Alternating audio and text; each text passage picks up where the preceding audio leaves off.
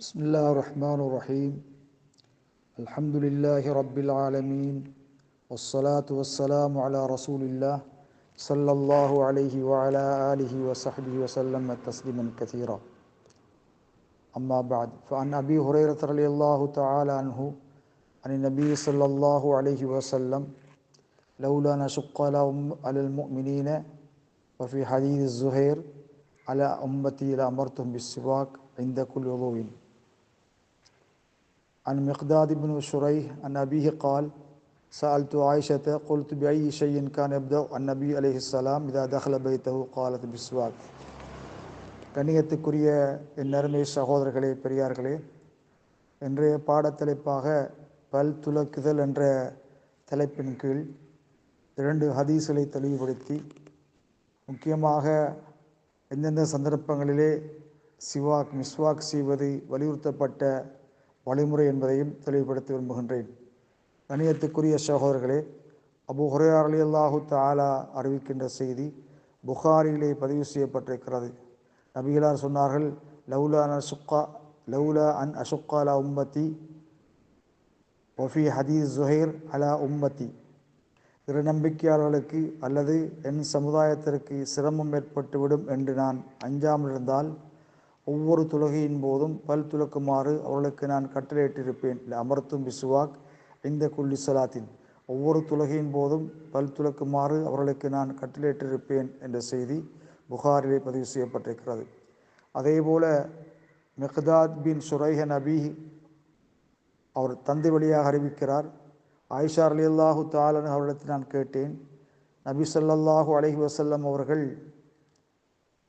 பிஐ ஷைஇன் கான யப்தஉ இதா தஹல பைத்தஹு, நபி அலைஹிஸ்ஸலாம் அவர்கள் வீட்டுக்குள் நுழைந்ததும் அவர்கள் செய்யும் முதல் வேலை எது என்று கேட்டேன்.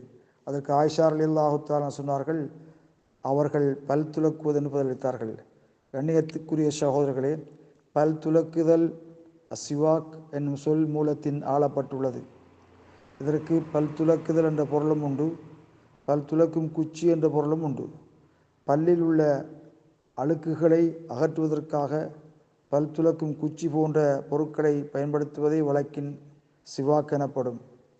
மிஸ்வாக், அராக், மரக்குச்சி, வேப்ப மரக்குச்சி, அனுமதிக்கப்பட்ட பொருட்களால் தயார் செய்யப்பட்ட தூரிகை போன்ற எந்த பொருளாலும் பல் துலக்கலாம்.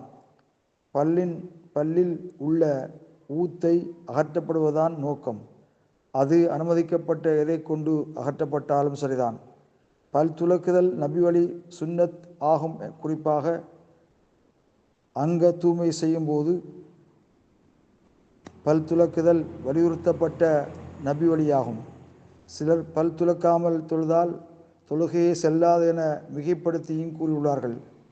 5 சமயங்களில் பல் துலக்குவது மிகவும் விரும்பத்தக்க செயலாகும் என்று அறிஞர்கள் குறிப்பிட்டிருக்கிறார்கள். முதலாவது அங்கத்தூய்மை செய்யும் போது, 2வது தொழுகைக்காக நிற்கும்போது, 3வது குர்ஆன் ஓதும்போது, 4வது தூங்கி எழும்போது, 5வது நீண்ட நேரம் சாப்பிடாததால் அல்லது துருவாடை உள்ள பொருட்களை உட்கொண்டதால் அல்லது நீண்ட நேரம் வாய்மூடி இருந்ததால் அல்லது அதிகமாக பேசியதால் வாயில் வாடை வரும்.